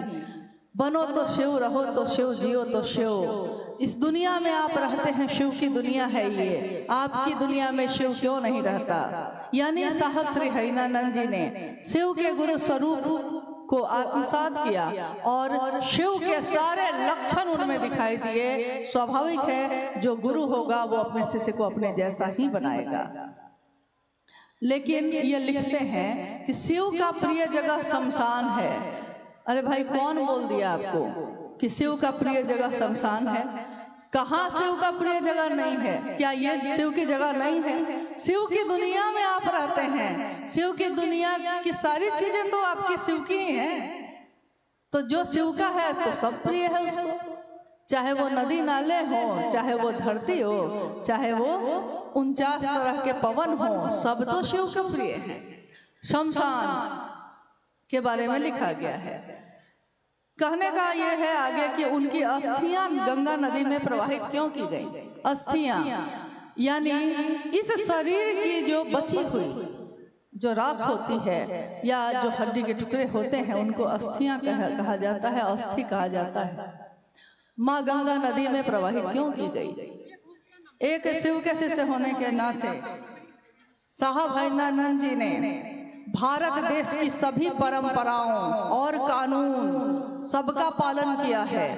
यहाँ तक कि उन्होंने अपने लौकिक जीवन में भी और लौकिक परिवार में भी और पारलौकिक परिवार यानी शिव शिष्यों के परिवार में भी आपने देखा होगा कि अगर कोई साउंड लगाता है तो उन्होंने हमेशा कहा है कि परमिशन लेकर तब लगाना। जन्म इस शरीर का होना और इस शरीर का शिवलिंग होना, तो इस शरीर की एक मर्यादा है। उस मर्यादा का पालन परंपरा के अनुसार जो उचित है वो होगा ही होगा। क्योंकि माँ नीलमानंद जी ने जब 2005 में 17 जून को वो शिवलिंग हुई थी तो सारी परंपराओं का पालन किया गया, लेकिन किस तरह किया जाए ये साहब ने उसी समय हम लोग को बता दिया था। उसी समय 2005 में ही साहब ने बता दिया था कि जो दिव्य आत्मा होती है, जो शिव का अंश होती है, उसके लिए आपको क्या करना चाहिए। तो हम लोगों को जो उन्होंने बताया था उनके लिए हम लोगों ने वही किया है। इसलिए उनके निर्देश या आदेश के बिना कुछ भी न हुआ है न होगा। अब है साहब का मतलब, दूसरी जिज्ञासा है। साहब का मतलब परमात्मा ईश्वर शिव होता है। फिर साहब को प्रथम शिव शिष्य क्यों संबोधित किया जाता है, जबकि प्रथम शिव शिष्या माँ भवानी है, राजमणि नीलमानंद है। देखिए आधा ज्ञान जो है बड़ा खतरनाक होता है। आधा ज्ञान से अच्छा है कुछ नहीं जानना, ये ज्यादा अच्छा है। कहावत है हम लोगों में, अधजल गगरी छलकत जाए। गगरी को या तो पूरा भर लीजिए या खाली रखिए, वो ज्यादा अच्छा है। लेकिन आधा रहेगा तो पूरे रास्ते छलकता ही जाता है। वही हो गया है, पहले पूरी बात को समझना चाहिए। और साहब की बातों को अगर आपने सुना है तो ध्यान से सुनिए। साहब ने इस शरीर में रहते हुए अंतिम संगोष्ठी में यह कहा कि परमात्मा जो है, जिज्ञासा ये आई थी और उस जिज्ञासा को संगोष्ठी में मैंने ही पढ़ा था। साहब मेरा एक है और न दूजो कोई। जो साहब को यानी साहब को ही मैं कह रही थी ये बात कि जिज्ञासा ये है कि साहब मेरा एक है और न दूजो कोई। जो दूजा साहब करे वो दूजो कुल का होए। इसका क्या अर्थ है? तो साहब ने कहा कि जानते हैं साहब किसको कहते हैं? साहब परमात्मा को कहते हैं। साहब एक ही है यहाँ, साहब ईश्वर को कहते हैं। और उसके उत्तर में उन्होंने जो कहा, उससे पहले भी ये बात लोगों ने उस दिन सुनी है जरूर, लेकिन हम लोगों ने उनके मुंह से ये उत्तर जब मां नीलमानंद शरीर में थी 2003 में, उसी समय एक भजन वो गुनगुना रही थी। आपने शायद सुना होगा उस भजन को। आप लोगों को भूख तो नहीं लगी है ना? लगी तो होगी। तो थोड़ी देर बात कर सकते हैं ना हम लोग, संगोष्ठी है, बड़ा मुश्किल से सबको इकट्ठे हुए हैं, और जब बात निकली है तो थोड़ी दूर तक तो जाएगी। तो माँ नीलम गा रही थी, उन्हीं के द्वारा लिखित ये भजन था। साहेब यो अहाँ छी परम दयालु, अहाँ छी परम दयालु ये साहेब, अहाँ छी परम दयालु। तीन सूत्र अहीं के करै छी, अहीं के करै छी नमन, अहीं के करै छी चर्चा, अहीं से मांगै छी दया। इस भजन का ये वाक्य था, वो गा रही थी। हम लोग भी उनके पास बैठे थे, उनके साथ साथ गा रहे थे। उसी समय साहब अपने कार्यालय से, ये रांची की घटना है, उस समय साहब रांची में थे। उसी समय साहब अपने कार्यालय से आए तो उन्होंने गाते हुए सुन लिया, तो वो हंसने लगे और खड़े हो गए। बोला उन्होंने कि नीलम जानती हैं, साहब तो एक ही है, साहब तो महादेव है। और जब वो भोजन करके फिर कार्यालय चले गए दोपहर का, माँ नीलम आनंद जी ने कहा उस समय कि मुझको महादेव में और इनमें कोई अंतर नहीं लगता, क्योंकि जिसने शिव का भाव जगा दिया मेरे अंदर, मेरे लिए वो उससे कम भी नहीं। लेकिन जो ये कहते हैं करना वो है, जो ये चाहते हैं करना वो है। तो ये उत्तर तो साहब ने 2003 में ही हम लोग को दे दिया था, इसलिए हम लोग को कोई भ्रम नहीं है, और लोगों को भ्रम हो सकता है। तो साहब का मतलब यही होता है, शिव होता है। और साहब को प्रथम शिव शिष्य क्यों कहा जाता है? देखिए, इसके लिए थोड़ा समझना होगा कि आदि गुरु शिव, तो जब कोई आदि गुरु होगा तो आदि शिष्या भी होगी। जब कोई प्रथम गुरु होगा, पहला गुरु, तो उस समय उनका कोई शिष्य भी हुआ होगा, क्योंकि गुरु परंपरा चली है तो शिष्य परंपरा होगी। गुरु बिना शिष्य के चल ही नहीं सकता है, शिष्य बिना गुरु के शिष्य बन ही नहीं सकता है। तो आदि गुरु शिव की पहली शिष्या, प्रथम शिष्या माँ भवानी स्वयं है। ये शिव पे आधारित तंत्र साहित्य में लिखा है कि माँ भवानी प्रथम शिष्या है शिव की। माँ भवानी कौन है? शिव की शक्ति। और आप गौर कीजिएगा, मैंने भी जब प्रणाम किया है तो कहा है, आप सुनते शायद नहीं हैं या समझते नहीं हैं। हम लोग हमेशा ये कहते हैं इस काल खंड के प्रथम शिव के शिष्य, इस काल खंड के, यानी जो काल चल रहा है, अभी कलयुग जो चल रहा है, इस खंड में पहला शिव का शिष्य जो है उसको हम नमन कर रहे हैं। और उन्होंने उसके बाद पहली चिट्ठी माँ नीलम आनंद जी को लिखी थी, जिसमें लिखा था कि नीलम, मैंने शिव को अपना गुरु बना लिया है, तुम भी बना लो। माँ नीलम आनंद जी ने भी शिव को अपना गुरु बना लिया। उसके बाद शिव शिष्यता बढ़ती चली गई। तो प्रथम शिष्या तो स्वयं माँ भवानी है।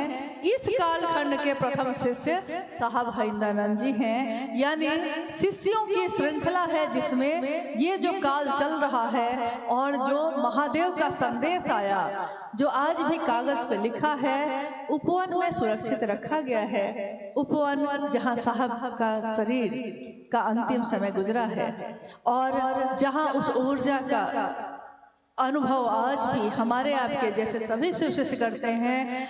तो जो ऊर्जा जहाँ है सो है, जो शाश्वत सत्य है सो है। किसी को सही लगे कि गलत लगे, लेकिन जहाँ सत्य है, सत्य तो सत्य होता है, उसकी अपनी चमक है, उसका अपना एहसास है तो है।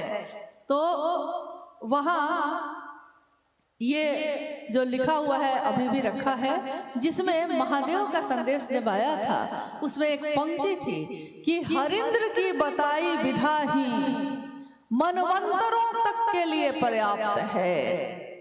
और साहब ने भी ये कहा महादेव से, एक शिवरात्रि में आरती के समय जब उनका मन ठहर गया महादेव पे और महादेव से बात करने लगा, तो उन्होंने कहा कि मैंने महादेव से कहा कि ये जो आपके नाम की, उस समय हर भोला हर शिव का संकीर्तन चल रहा था, तो साहब ने कहा कि आपके नाम की जो गूंज उठ रही है चारों तरफ, मैं चाहता हूं कि ये गूंज पूरी दुनिया में उठे और मैं इसका साक्षी रहूं।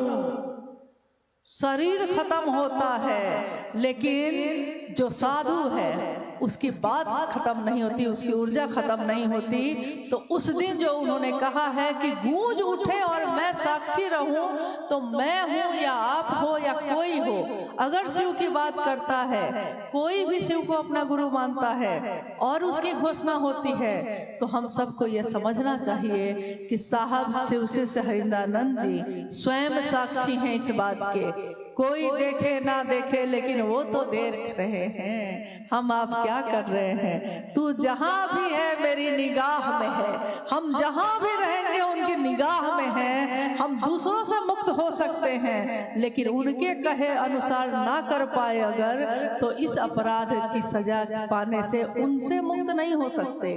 इसलिए किसी का भय ना हो, भय नहीं, प्रेम है ये, प्रेम बस ही सही जो उन्होंने कहा है उसके अनुसार करने की कोशिश करिएगा। यह चिट्ठी बहुत लंबी है लेकिन इस सारी जिज्ञासाओं में घूम फिर के एक ही बात है कि साधु मरते नहीं हैं, साहब स्वयं शिव हैं, लेकिन उनके फोटो पर माला क्यों पहनाते हैं। तो क्या किया जाए, उनकी तस्वीर को फेंक दिया जाए ताकि दूसरे लोग अपनी तस्वीर लगा लें। हम शिव के शिष्य और हम सब क्या, हमारे बाद आने वाली पीढ़ी भी तस्वीर तो एक ही लगेगी और साहब और दीदी की लगेगी और किसी की नहीं लगेगी। ये हम होने ना देंगे क्योंकि उन्होंने हमको शिव से मिलवाया है और किसी ने नहीं मिलवाया। तो हमारा मन क्या इतना भी कृतज्ञ नहीं होता है कि उनकी तस्वीर से भी दिक्कत होने लगी। हाँ, आप कह सकते हैं कि साहब ने कभी नहीं कहा कि मेरी तस्वीर लगाओ या दीदी की तस्वीर लगाओ, लेकिन इसके पीछे की कहानी आपको मालूम नहीं।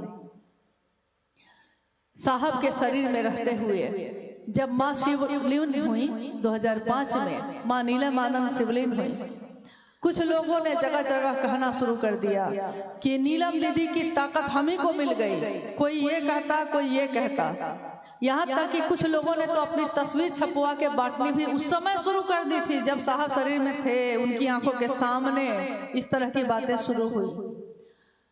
फिर भी साहब तैयार नहीं हुए, लेकिन बाद में उन्होंने कहा कि ठीक है, महादेव की तस्वीर तो लगेगी, इसलिए कि कोई शिव को गुरु बनाएगा तो वो प्रारंभिक अवस्था में जो शिव की साकार स्थिति है उसको समझ में आता है कि ये शिव की बात हो रही है, यही गुरु है, इनकी बात हो रही है। लेकिन गुरु से तो अंतर होना ही पड़ता है। उस शरीरधारी गुरु भी होगा तो अंदर से मिलना पड़ेगा उससे। शिव भी गुरु होंगे तो अंतर गुरु, अंतर से होना ही पड़ेगा, निराकार में जाना ही पड़ेगा। तस्वीर से मिलाप नहीं होगा। जो है, जिसकी तस्वीर है, वो मिलना तो उससे है ना, मिलना तो महादेव से है ना, तस्वीर से मिलाप नहीं होगा। लेकिन प्रारंभिक अवस्था में जब लोग अभी समझ नहीं रहे, लोग अभी जुड़ नहीं रहे, तो वो पहले समझते हैं जिन चीजों से, आप उसी के द्वारा उसका जुड़ाव करिए, धीरे धीरे वो समझ जाएगा। लेकिन नियम नहीं लगा सकते आप। अब रही बात माँ नीलमानंद की तस्वीर, तब उन्होंने कहा कि महादेव की तस्वीर के साथ नीलम की तस्वीर लग सकती है। फिर माँ नीलमानंद जी की तस्वीर लगने शुरू हो गई और कुछ समय के बाद, कुछ वर्ष के बाद, साहब देवघर में थे उसी समय, कुछ कार्यक्रम में जब साहब के साथ हम लोग भी गए और हम लोगों ने देखा कि जिस गुरु भाई ने ये आयोजन किया था, क्योंकि साहब ने मना कर दिया था अपनी तस्वीर लगाने से, तो उस गुरु भाई ने अपनी ही तस्वीर लगवा ली थी बैनर पे। शहर में प्रवेश करते समय हम लोगों ने देखा कि शिव गुरु महोत्सव का बैनर लगा हुआ है और उस बैनर पे उस आयोजक गुरु भाई की तस्वीर लगी है। लौटने के बाद हम लोगों ने साहब से कहा कि आपसे अनुरोध है, आप नहीं चाहते, ये सब जानते हैं, आपने कभी नहीं चाहा, लेकिन आज दिक्कत ये हो गई है कि अगर आपको नहीं देखेंगे लोग तो हर व्यक्ति अपनी तस्वीर लगाने के लिए तैयार है। आज कुछ लोगों ने साहब की तस्वीर को हटाया, क्यों? क्या दिक्कत थी साहब की तस्वीर से? दीदी जिसने ममता का छांव दिया आपको, उनकी तस्वीर से दिक्कत हो गई, क्योंकि दिक्कत उनकी तस्वीर से नहीं है। चाहत तो अपनी स्थापना की है, भूख तो अपनी स्थापना की पैदा हो गई। लोग आपको जानने लगे, लोग आप में साहब को देखने लगे, लोग आपको ही दीदी समझने लगे। इसकी चाहत जब जग जाएगी तो आपको सबसे ज्यादा परहेज उन्हीं से होगा।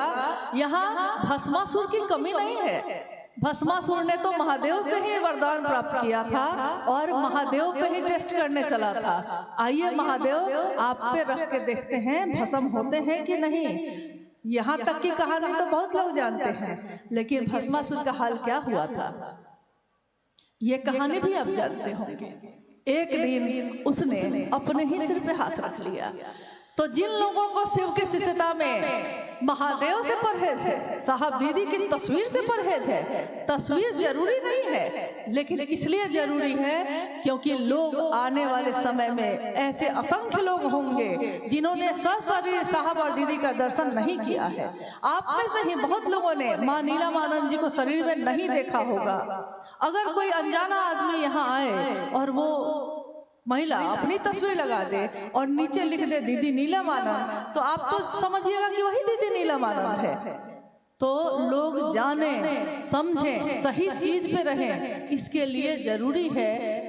और ये व्यवस्था में किया गया है, खुशी नहीं है इसमें किसी को। साहब ने तो चाहा है महादेव की स्थापना हो, स्थापना तो महादेव की ही होगी और किसी की तो हो नहीं सकती। लेकिन जिसने बताया है उसके लिए कृतज्ञ भी नहीं होइएगा, उसके लिए एहसान भी नहीं मानिएगा।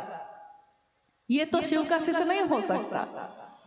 अब रही बात की फोटो पे माला क्यों पहनाते हैं। अरे भाई, माला पहनाना मतलब तो जरूरी नहीं है कि फोटो पे पहनाते हैं आप तो माला किसी के स्वागत में आने पे भी देते हैं उसको। तो क्या वो खत्म हो गया है, शरीर से खत्म हो गया? नहीं, आप अपने श्रद्धा के पुष्प अर्पित करने की कोशिश करते हैं, लेकिन अर्पित तो हृदय होता है, फूल थोड़े ही होते हैं।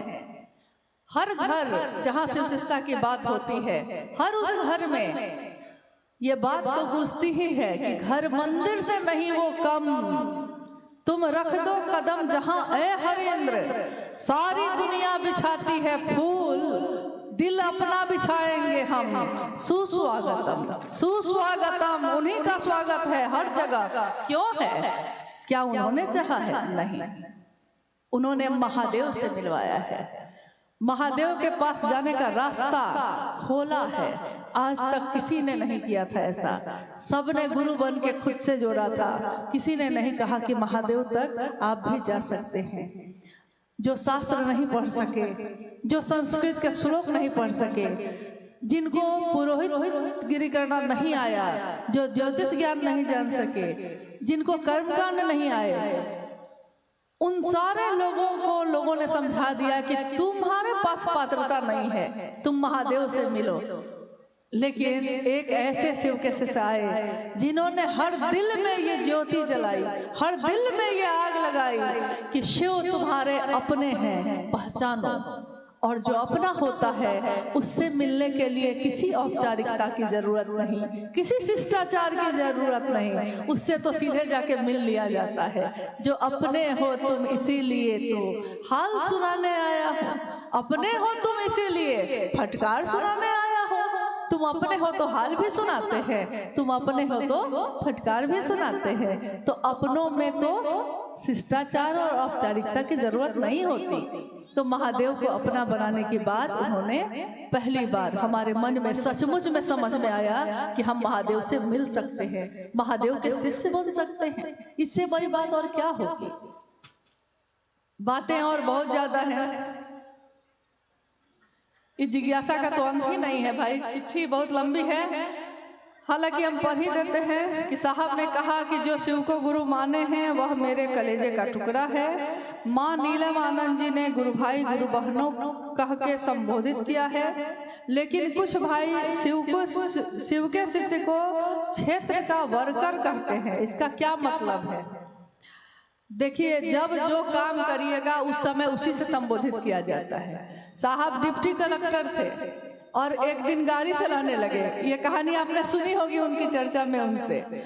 अपने ही गांव में सिवान आए हुए थे, सिवान के लोग हैं ना यहाँ, सिवान आए हुए थे, गाड़ी चला रहे थे, बाजार था, एक महिला सब्जी खरीद रही थी, झुक के गाड़ी से टकराते टकराते बच गई।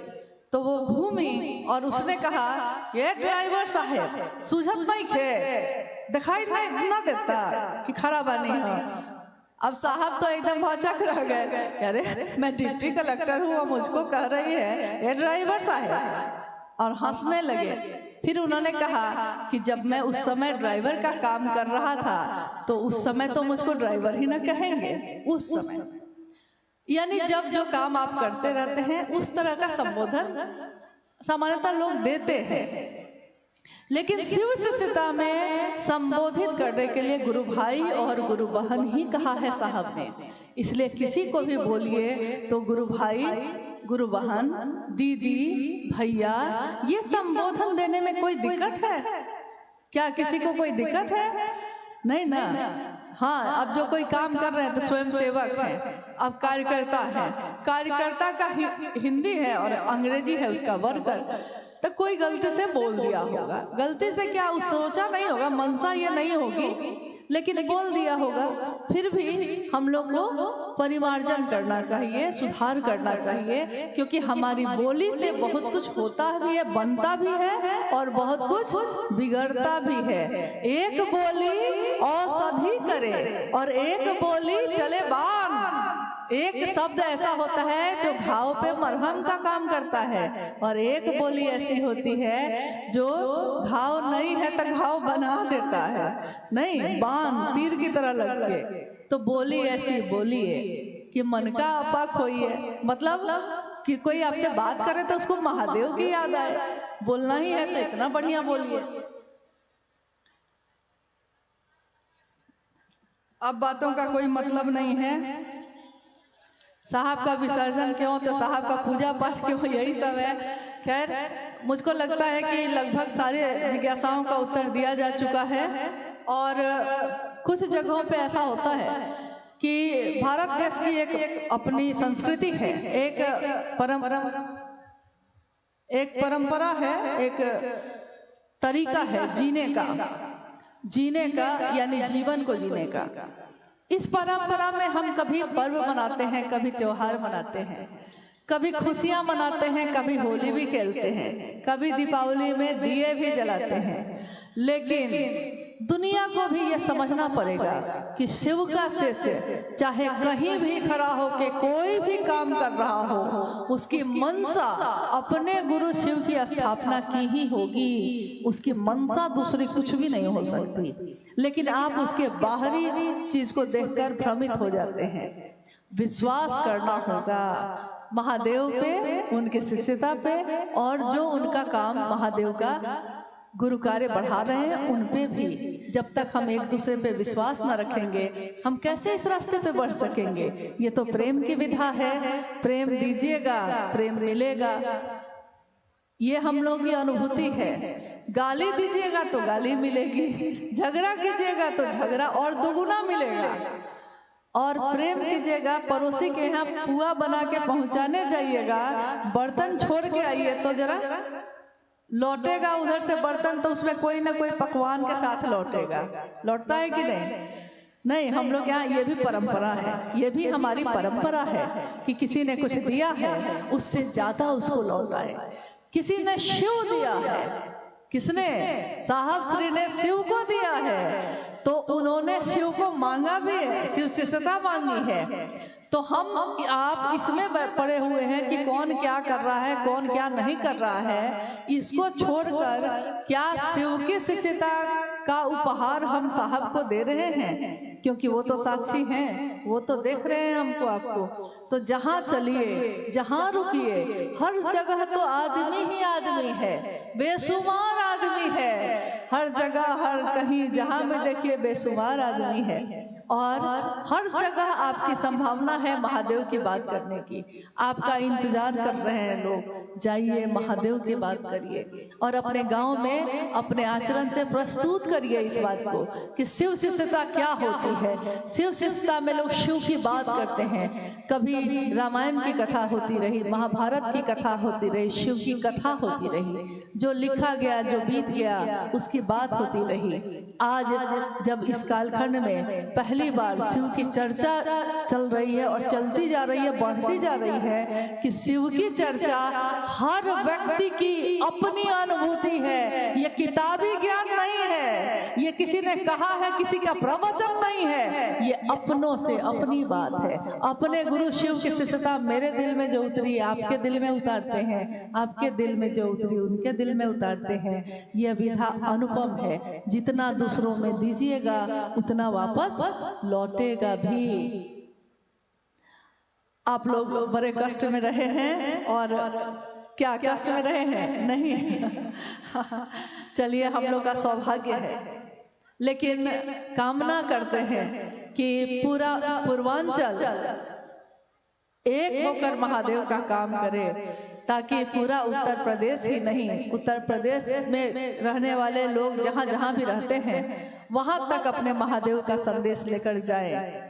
हम अपने जीवन में और क्या कर सकेंगे, क्या नहीं, हम नहीं जानते, लेकिन इतना जरूर जानते हैं कि महादेव ने जो दिया है, इतनी हमारी आपकी औकात नहीं थी। एक बात और चलते चलते कहना चाहेंगे, यह गुरु का मंच है, आप जानते हैं। गुरु के मंच की कुछ गरिमा होती है, उसका कोई सम्मान होता है। भले इस पे शिव के शिष्य आके बैठते हैं, चर्चा करते हैं, भजन करते हैं। ये निवेदन मैंने कितनी जगह पे किया और आज आपसे भी करती हूँ कि हम में से कोई गुरु भाई गुरु बहन अगर आता है, भजन गाता है, तो भजन में अगर नाम लेना है उसको, तो सिर्फ महादेव और साहब दीदी का लेना चाहिए। हमारी या अनुभव की या आने वाले किसी का नाम लेना ये बिल्कुल ठीक बात नहीं है, ये बहुत ही खराब बात है। और मुझको लज्जा आ रही थी जब वो गुरु भाई हम लोग का नाम लेकर भजन गा रहे थे, मुझको शर्मिंदगी हो रही थी और हम लोग को लग रहा था कि कहते नहीं है कि जमीन में गड़ जाना जैसे होता है, वैसा लग रहा था।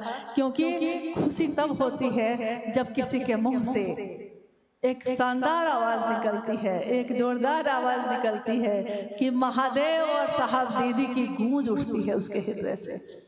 लेकिन किसी और का नाम, चाहे अपना ही सही क्यों ना, बहुत खराब लगता है, अच्छा नहीं लगता।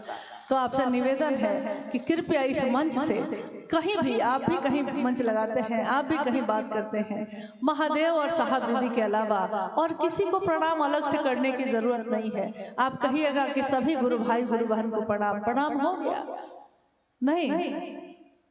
और गीत और भजन मामूली नहीं होते हैं। जब गांव के गीतों में महादेव के गुरु की बात होने लगी, जब गांव के गीतों में साहब और दीदी की गूंज उठने लगी, तो शर्त है ये, मतलब विश्वास करिए कि अब शिव शिष्यता से कोई भी इस नाम को अलग नहीं कर सकेगा। क्योंकि गांव के गीत हमारी परंपरा में है, ये पीढ़ी दर पीढ़ी जाती है। हमारे बच्चे हमसे सीखते हैं, फिर उनके बच्चे सीखते हैं, फिर उनके बच्चे सीखते हैं। इसलिए बहुत सोच समझ के करिएगा। महादेव और साहब दीदी, बस इसी में सब है। आप सभी के चरणों में प्रणाम है। आप सब